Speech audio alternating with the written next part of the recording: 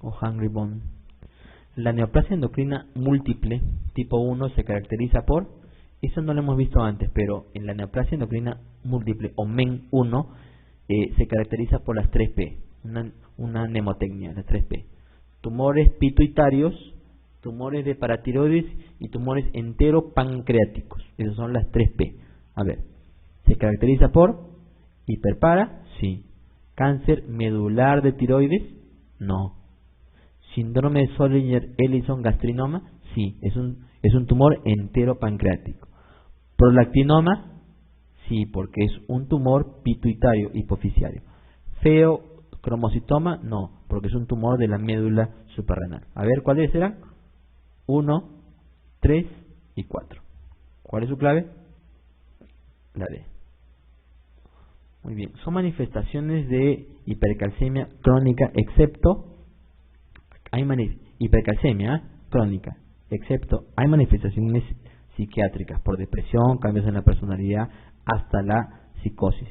Las neuromusculares, debilidad muscular proximal, fatiga, atrofia muscular. Eso es cierto. Hay poliguria, polidipsia, que incluso se puede confundir con diabetes. Digestivas, úlcera, estreñimiento, hasta pancreatitis. De hecho, una causa importante de pancreatitis es la hipercalcemia. ¿Y hay alteraciones en el metabolismo de la glucosa? No, eso no lo hemos visto. Su clave es la E. La principal causa del hiperparatiroidismo primario es, a ver, ¿cuál era de estas?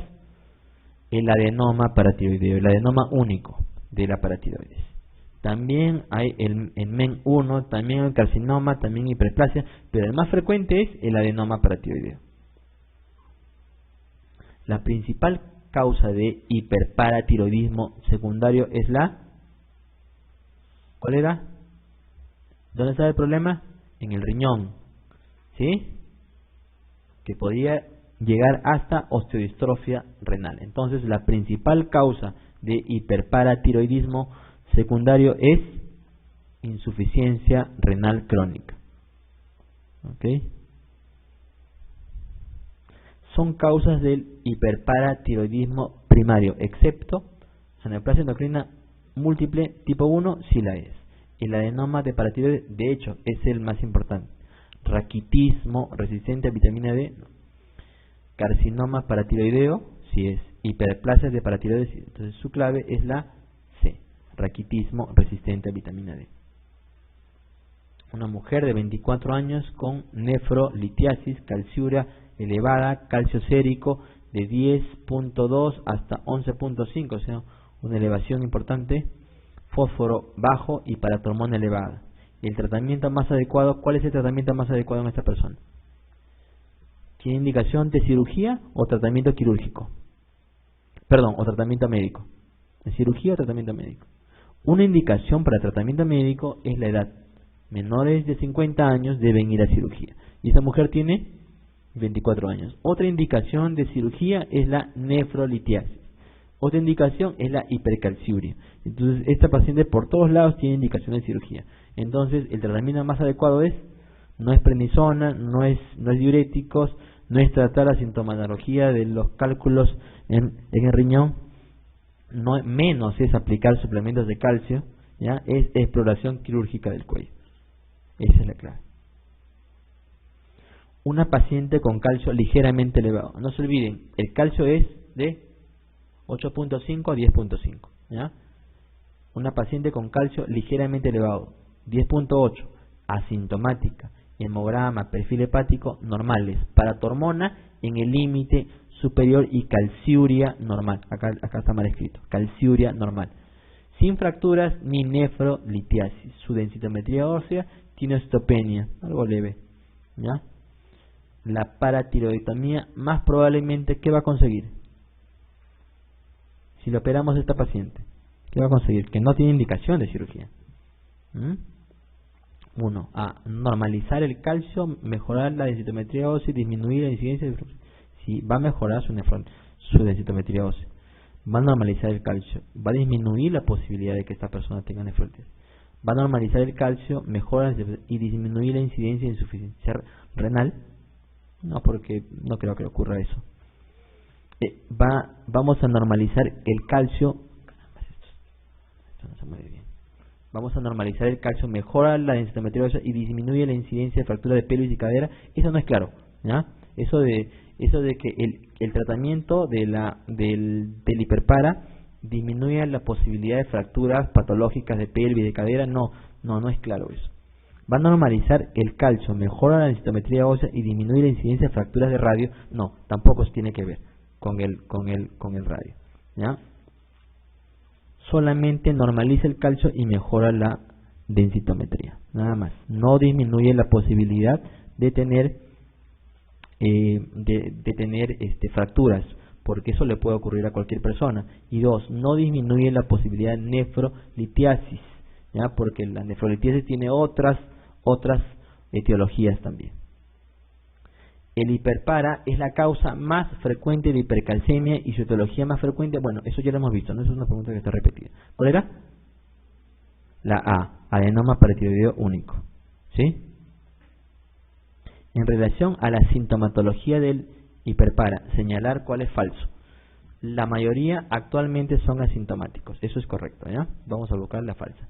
En los sintomáticos, lo más frecuente es la litiasis, siendo los cálculos más frecuentes de oxalato de calcio. Las manifestaciones neuromusculares se revierten con el tratamiento quirúrgico del hiperpara. Se puede asociar a úlcera duodenal.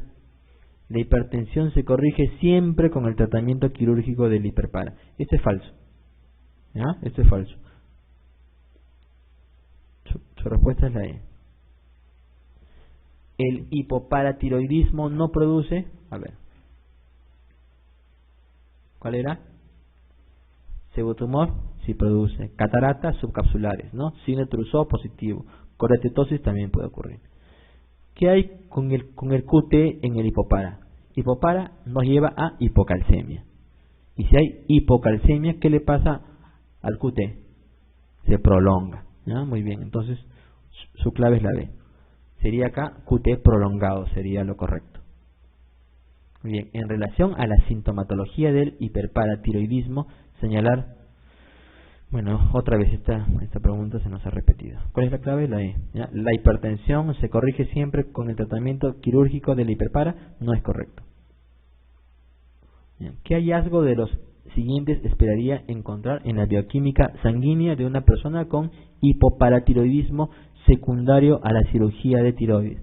Es decir, hipoparatiroidismo primario. ¿Qué ocurre si me quitan las paratiroides? ¿Qué se me baja inmediatamente?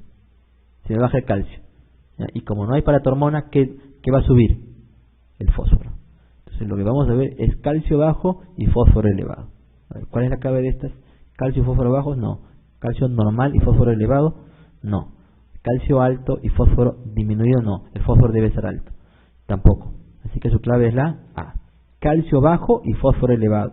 Los signos de hipoparatiroidismo es calcio bajo y fósforo elevado, porque la paratormona aumenta la reabsorción de calcio y aumenta la excreción de fosfato, la fosfaturia. Muy bien, y finalmente vamos a hacer un par de láminas sobre trastornos endocrinos múltiples que los acabamos de tocar hace un momento. Son síndromes hereditarios autosómicos dominantes caracterizados por un crecimiento aberrante, de tumores benignos o malignos en tejidos endocrinos. Los tumores pueden ser funcionales o no. Los tres principales son la neoplasia endocrina múltiple tipo 1, que está caracterizado por las 3P. ¿Cuáles eran? Tumores de paratiroides, tumores del páncreas, enteropancreáticas y de la glándula pituitaria. ¿No? Paratiroides, páncreas endocrino y glándulas pituitarias. Pero, ya les dije, son tumores enteropancreáticos. ¿No? Paratiroides, enteropancreáticos y glándula pituitaria. La neoplasia endocrina múltiple 2 se divide también en dos. El 2A, que se caracteriza por carcinoma medular de tiroides, feocromocitoma e hiperparatiroidismo.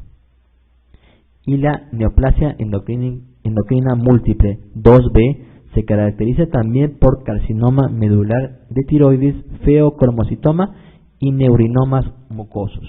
¿Ya? Aquí está mal, son neurinomas mucosos.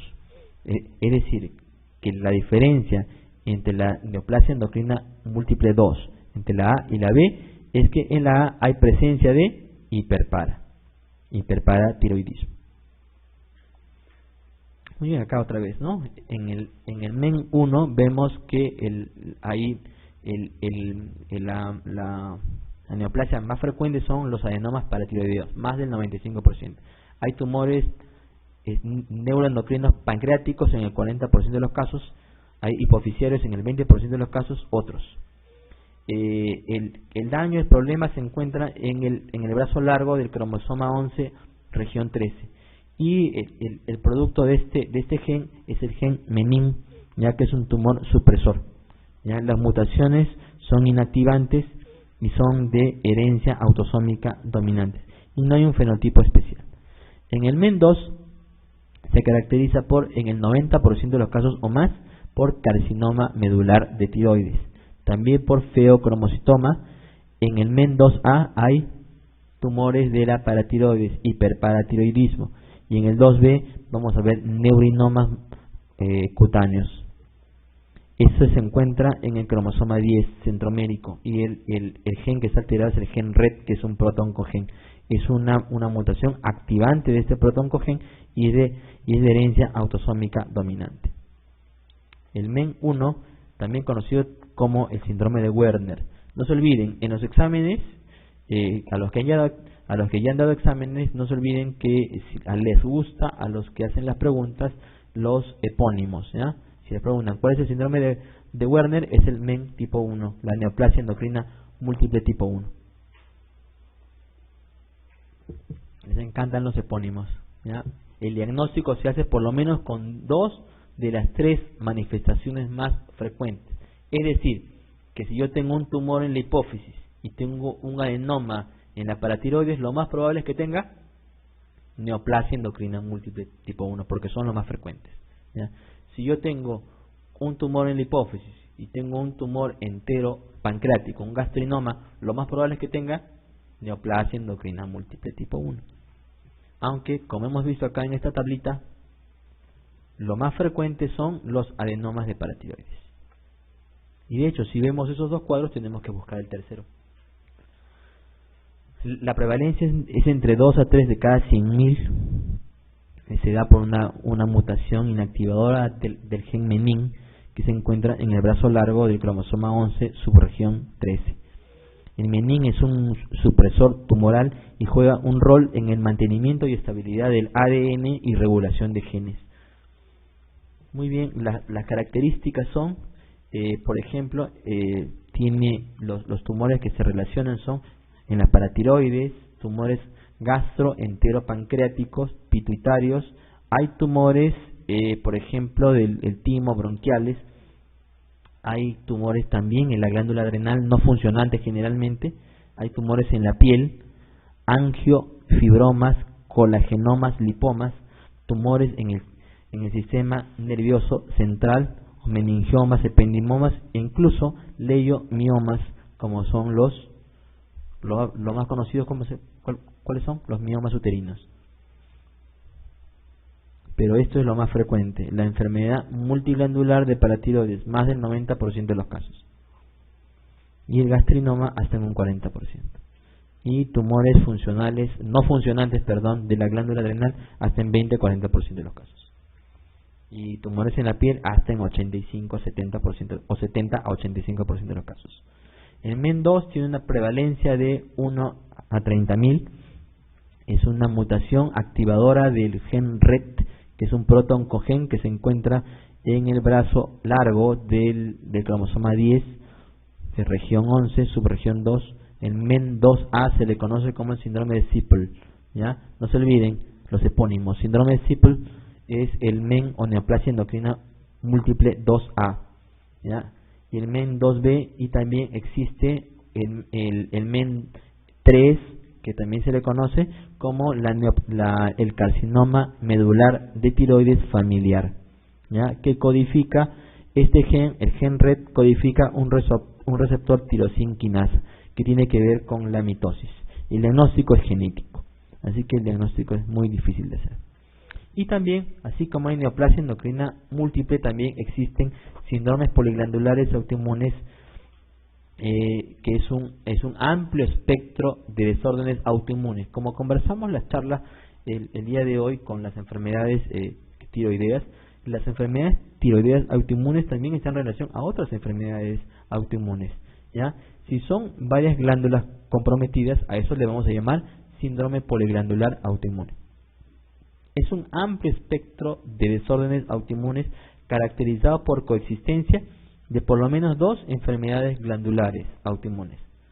Hay un síndrome poliglandular autoinmune tipo 1 que es juvenil y es raro, y el tipo 2 que se presenta en adultos es relativamente común, con y sin compromiso adrenal. Si es que el compromiso adrenal también se le conoce como tipo 3, síndrome poliglandular autoinmune tipo 3. Por ejemplo, el tipo 1, ¿ya?, que es muy raro, de prevalencia muy rara, tiene una incidencia de 1 en 100.000 por año, es más frecuente en mujeres que en varones, inicia en la infancia, es de herencia monogénica, el gen aire está involucrado, ¿ya?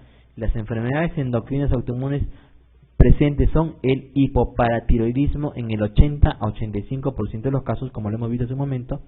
Puede haber enfermedad de Addison en el 60-70% de los casos, diabetes 1 menos del 20% de los casos, hipogonadismo y enfermedad de tiroides entre 12 a 10% respectivamente. También existe otra enfermedad que no es poliglandular, ¿ya?, que es la candidiasis mucocutánea, que va a acompañar al 70 al 80% de los casos. Y existen otras enfermedades autoinmunes no endocrinas, ¿no?, como son la gastritis inmune, anemia perniciosa, enfermedad celíaca, hepatitis inmune, vitíligo, alopecia, síndrome de Sjögren, lupus, AR y miastenia gravis. En cambio, el síndrome poliglandular autoinmune tipo 2 es relativamente común, es de 1 a 2 en 10.000 por año, es más frecuente en mujeres también. Todas las enfermedades autoinmunes son más frecuentes en mujeres, ¿ya? Se puede presentar en la infancia hasta en la adultez, es poligénico, su origen es poligénico, no hay un solo gen.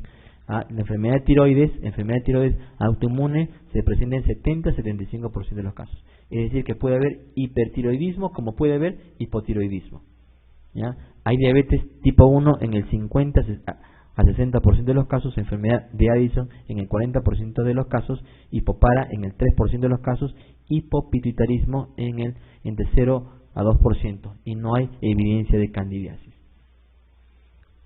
Muy bien, acá vemos, ¿no? En las barras blancas vemos el tipo 1, en el cual hay más compromiso de paratiroides y adrenales y gónadas, y en el de tipo 2, que son las barras grises, vemos más compromiso de tiroides y del páncreas, ¿ya?, y menos compromiso en gónadas. El síndrome poliglandular autoinmune tipo 1 es una enfermedad monogénica de herencia autosómica recesiva. El gen aire se va a encontrar en el brazo largo del cromosoma 21, región 22, subregión 3, que interviene en la maduración del sistema inmune, ¿ya? Hay una tríada, ya les dije, ¿no?, hace un momento, ¿no? Candidiasis mucocutánea, que se presenta en primer lugar, más hipoparatiroidismo autoinmune, más enfermedad de Addison. Esa es la tríada clásica de la enfermedad poliglandular autoinmune tipo 1. Aparece normalmente en la infancia. En cambio, el de tipo 2 es más frecuente, al menos, y para hacer el diagnóstico tenemos que tener al menos 2 de enfermedad de Addison, enfermedad tiroidea o diabetes 1. Lo más frecuente es encontrar enfermedad de Addison y enfermedad tiroidea autoinmune, ¿ya? Eso es lo más frecuente, ya que en el Perú no hay mucha cantidad de diabetes tipo 1. Otras enfermedades que se asocian son hipogonadismo autoinmune, miastenia gravis, enfermedad celíaca, anemia perniciosa, alopecia, vitíligo. Aunque existe agregación familiar, no se evidencia un patrón de herencia, como sí en el de tipo 1. Como es poligénica, está asociado a ciertos haplotipos, ¿ya?, a estos de acá. El tratamiento del síndrome poliglandular autoinmune es tratar únicamente el compromiso glandular con reemplazo hormonal. Si la paratiroides está afectada, hay que dar hormona de paratiroides. Si les preguntan, ¿cuál es la enfermedad hormonal? ¿Cuál es la enfermedad hormonal enfermedad glandular, la única enfermedad glandular hormonal cuyo tratamiento no es con hormonas es la paratiroides. Eso se trata con calcio y con vitamina D. ¿Ok? Pero si tenemos hipertiroidismo o hipotiroidismo, tenemos que reemplazarlo o darle antitiroideos o yodo. Parte del tratamiento es reconocer ese reconocimiento temprano de los componentes de estos síndromes, ¿ya? Entonces vamos a buscar otras enfermedades autoinmunes. Screening. Para eso hay que tener un plan de screening. Muy bien, y vamos a terminar esto con unas preguntitas.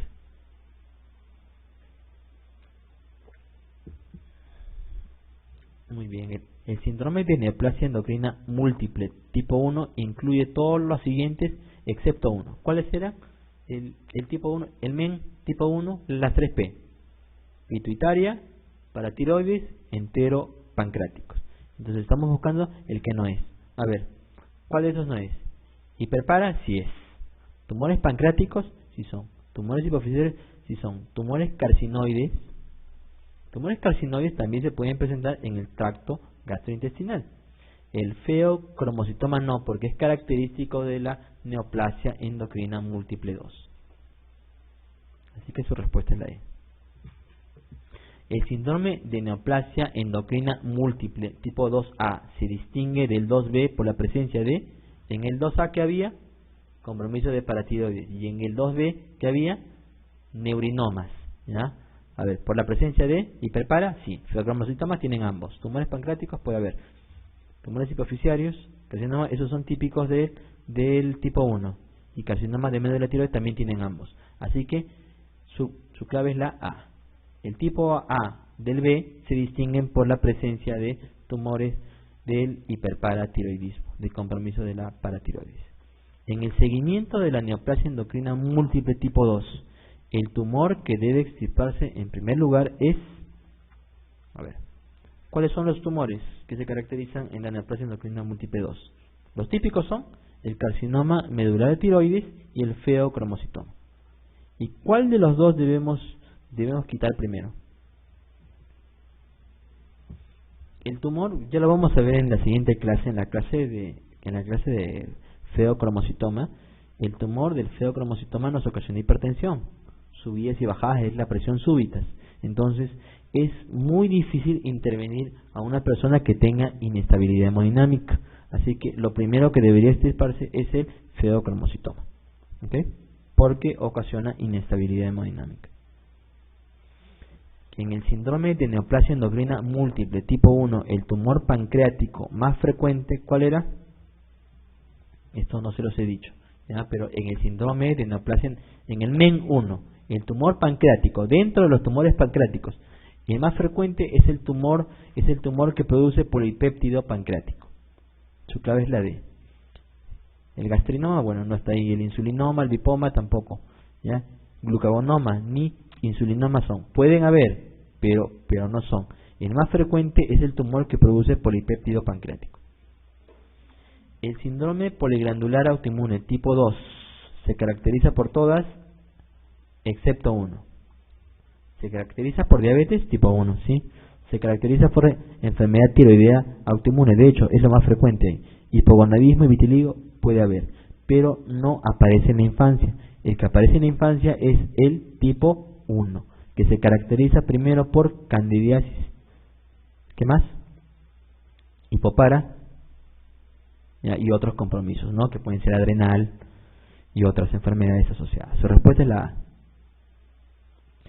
En un hombre de 28 años, operado y curado hace 3 años de acromegalia, en el que se detecta hipercalcemia con fósforo bajo, ¿ya? Y paratormona elevada, en la gammagrafía con cesta-MIDI, ¿ya? Luego de lavado, le van a encontrar, demuestran captación positiva en 3 puntos de la región anterocervical. El diagnóstico más probable de esta persona es... Miren, esta persona ha tenido acromegalia. ¿Qué es la acromegalia? Es un tumor que está fabricando hormona de crecimiento. Es un tumor pituitario, un tumor hipoficial. A esta persona le están encontrando tumores paratiroideos. Y los más frecuentes eran, como hemos visto, tumores múltiples, ¿no? Compromisos múltiples de varias glándulas. Si lo encuentra, tiene dos, ¿sí? Tiene dos, tiene pituitaria y tiene paratiroides. ¿Cómo se llama este diagnóstico? Neoplasia endocrina múltiple. Ya le pueden poner también un apellido, neoplasia endocrina múltiple tipo 1. Muy bien, esa es su respuesta. Paciente varón de 27 años que tras ser diagnosticado hace 2 meses de un feocromocitoma se le descubre un nódulo frío en una gamografía de tiroides. Ya tiene feocromocitoma y le han encontrado un nódulo frío en la gamografía. En la analítica, en los exámenes, resalta un aumento desproporcionado de calcitonina. ¿Qué células en la tiroides producen calcitonina? La célula C. La célula C. ¿En qué patología habría que pensar? ¿Qué puede tener esta persona? Si ya tiene feocromocitoma, ¿qué es lo que debe tener? Carcinoma medular de tiroides. Se le llama a la hiperproducción de calcitonina. Las células que producen calcitonina proliferan. Las neoplasias de la célula C se llaman carcinoma medular de tiroides. Lo que deben pensar en estas personas que tengan un carcinoma medular de tiroides. No papilar, no folicular, ni de paratiroides. Si fuera paratiroideo, ¿qué encontraríamos alto? ¿Qué encontraríamos alto? Si fuera de paratiroides, paratormona, hipercalcemia, ¿no? Un paciente es diagnosticado de úlcera duodenal. Presenta hemorragia digestiva alta, litiasis renal con cálculos calcificados, pérdida de peso, eritema necrolítico migratorio. El calcio plasmático era de 11.8, hipercalcemia. La hormona paratiroidea, la paratormona, es muy elevada, ya les dije, va de 15 a 65, está en 220. La gastrina está elevada, muy elevada. El cociente Baumau, que es para ver la excreción de grasa o la malabsorción de grasas, y las grasas en heces está en 12 gramos, que es casi normal. Varios familiares por vía paterna habían padecido de úlcera duodenal y litiasis renal. El cuadro clínico de este paciente, ¿qué sugiere? Miren, es un paciente que tiene hipercalcemia, tiene complicación de la hipercalcemia, litiasis renal, tiene probablemente un gastrinoma, tiene su gastrina muy alta, tanto es así que le lleva a tener úlceras con hemorragia digestiva alta. Muy bien, y tiene familiares con esa historia. ¿Qué creen que tiene esta persona? Tiene un tumor enteropancreático y tiene compromiso de paratiroides. Entonces, ¿qué creen que tiene esta persona? Neoplasia endocrina múltiple tipo 1. Muy bien. Las 3P.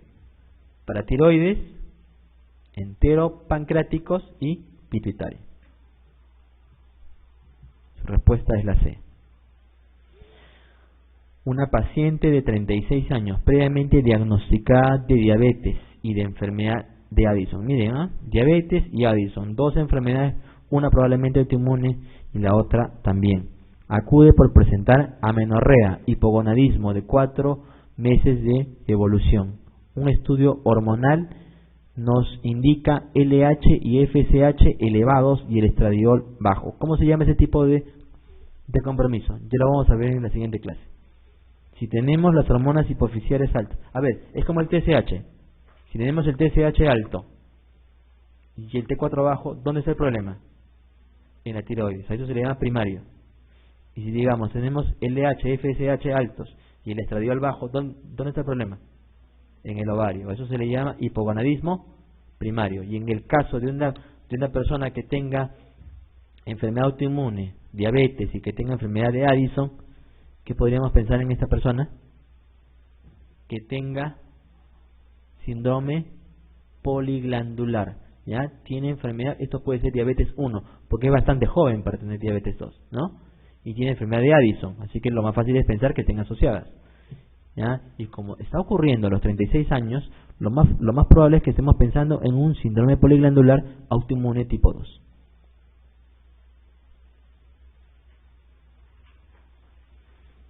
Bueno, casi ya para terminar, una paciente es intervenida por presentar un carcinoma medular de tiroides en el contexto del síndrome de neoplasia endocrina múltiple tipo 2A. ¿Cuál es el mejor método para identificar a los familiares de esta paciente que tienen riesgo de desarrollar un carcinoma medular de tiroides? ¿Se acuerdan? ¿Cómo hacemos el diagnóstico? ¿Cuál era el problema en el MEN2? Una activación de un protoncogen. ¿Cómo era? ¿Cómo se llamaba? El protoncogen, ¿cómo se llamaba?